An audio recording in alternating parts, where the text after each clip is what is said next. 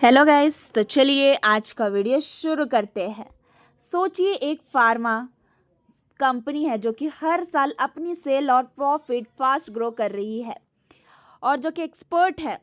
जी हाँ, एक्सपर्ट कहते हैं कि आने वाले 3 या 4 साल में इसका सेल ग्रोथ 20% 20% CAGR और प्रॉफिट ग्रोथ 26% CAGR हो सकता है। मतलब डिमांड है, तेज है और मार्जिन इम्प्रूव हो रहा है।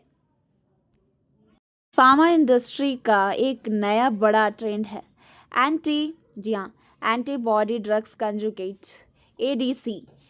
यहाँ ये कंपनी इंडिया की नंबर 1 पोजीशन में है और इसका प्रोडक्ट पाइपलाइन काफ़ी स्ट्रॉन्ग है। मतलब फ्यूचर डिमांड के लिए बेस्ट पोजीशन पे है। और ये जो कि ADC का यूज़ कैंसर जैसे बड़े बीमारी के इलाज में होता है। इसका डिमांड आने वाले टाइम में और भी ज़्यादा तेज बढ़ने वाला है। ये जो कि सिर्फ ADC ही नहीं, ये कंपनी स्पेशलिस्ट केमिकल और CDMO सर्विस में भी काम करती है। बड़ी फार्मा कंपनी अपना काम बड़ी फार्मा कंपनीज अपना काम इंडिया शिफ्ट कर रही है और ये कंपनी उनका प्रिफर्ड पार्टनर बन रही है। साथ ही नए कस्टमर्स और नए मेडिसिन ऐड हो रहे हैं। इसका मतलब और ग्रोथ होगी। पिछले साल थोड़ा डिस्टॉकिंग प्रेशर था, पर अब वो खत्म हो रहा है। फाइनेंशियल ईयर 2026 से रिकवरी और तेज हो सकती है। कंपनी का नाम है Cohance life science limited. Market cap देख सकते हैं कि 33,854 33,854 करोड़, मतलब बड़ी कंपनी है। और करेंट प्राइस देख सकते हैं कि 886। रिसेंटली गिरावट आई थी और 52 वीक हाई और लो देख सकते हैं कि 1360 और 870। मतलब अभी अपने लो के पास है। और स्टॉक पी रेशियो 96.3 है। काफ़ी महंगा है, ओवर वैल्यूड लग रहा है। बुक वैल्यू देख सकते हैं कि 66.6 है। प्राइस बुक वैल्यू से बहुत ज़्यादा है। ROCE देख सकते हैं कि 33.0, मतलब कि 33% है। ROE है 26.6%। कंपनी प्रॉफिट एफिशिएंट है। रिटर्न जो कि लास्ट 6 मंथ से देख सकते हैं कि 23.9%।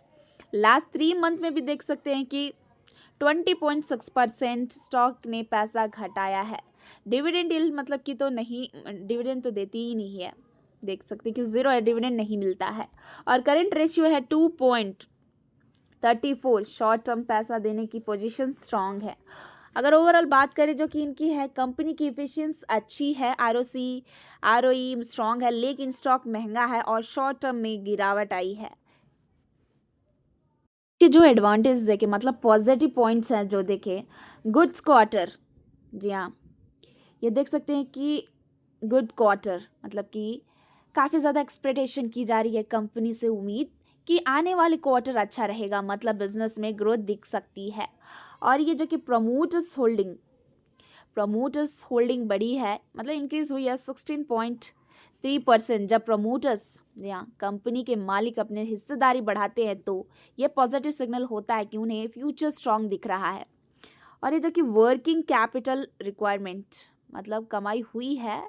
पहले कंपनी को देख सकते हैं कि 90.2 दिन तक पैसा अटका रहा था, मतलब कि स्टक हुआ होता।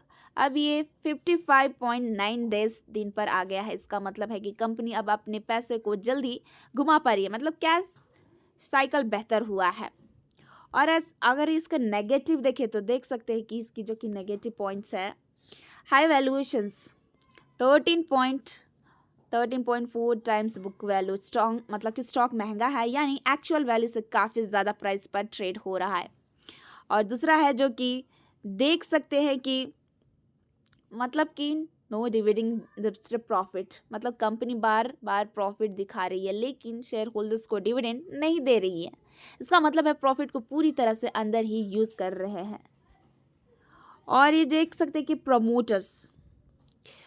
प्रमोटर्स ने 100% होल्डिंग मतलब कि 100% होल्डिंग प्लेज कर दी है। ये सबसे बड़ा रिस्क है। इसका मतलब है प्रमोटर्स ने अपने सारे शेयर्स गिरवी रख दिए हैं। अगर लोन रिपे नहीं हुआ तो ये जो कि लेजर शेयर्स बेच सकते हैं और स्टॉक प्राइस गिर सकता है। तो ये जो कि कंपनी है कोहेरेंस लाइफ साइंस में ग्रोथ की अच्छे संकेत है। प्रमोटर्स भरोसा दिखा रहे हैं, कैश साइकिल बेहतर है, लेकिन सबसे बड़ी चिंता ये है कि प्रमोटर्स ने अपनी पूरी हिस्सेदारी गिरवी रखी है और स्टॉक ऑलरेडी महंगा वैल्यूएशन पर है। मतलब शॉर्ट टर्म में अच्छा परफॉर्मेंस कर सकता है पर लॉन्ग टर्म इन्वेस्टर्स को थोड़ा रिस्क हो सकता है। और अगर कंपनी की रेवेन्यू देखें तो यहाँ कंपनी के रेवेन्यू का सबसे बड़ा हिस्सा देख सकते हैं कि 41.45% कॉन्ट्रैक्ट टेक्निकल से, जहाँ कॉन्ट्रैक्ट टेक्निकल से आता है। मतलब कंपनी दूसरी फार्मा कंपनी के लिए मैन्युफैक्चरिंग टेक्निकल काम करती है। और ये जो कि है CDMO, मतलब CDMO 41% से आता है। इसका मतलब है कंपनी की दूसरे क्लाइंट्स के लिए रिसर्च और डेवलपमेंट से लेकर मैन्युफैक्चरिंग तक सर्विस देती है। और ये जो कि 17.6% स्पेशलिस्ट केमिकल से आता है। मतलब कंपनी अपना खुद के केमिकल प्रोडक्ट भी बनाती है।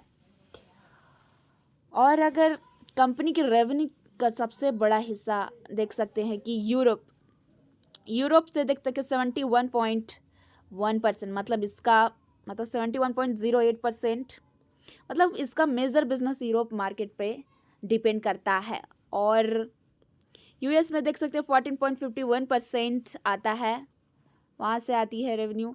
और अगर इंडिया से देखें तो देख सकते हैं कि 9.07% इंडिया से आती है रेवेन्यू। मतलब इंडिया में इसका बिजनेस छोटा है अभी। और बाकी जो देखिए अदर्स की देख सकते हैं तो वो है 5.34% दूसरी कंट्री से आता है। तो ये कंपनी का मेन बिजनेस कॉन्ट्रैक्ट सर्विस और CDMO से आता है और इसका ज़्यादा पैसा यूरोप से बनता है। इंडिया में प्रेजेंस कम है पर ग्लोबल मार्केट स्ट्रॉन्ग है। तो देखिए कोई भी आपको स्टॉक बाय या सेल करने के लिए नहीं बोला जा रहा है, जस्ट आपको नॉलेज के लिए प्रोवाइड किया जा रहा है। Thank you.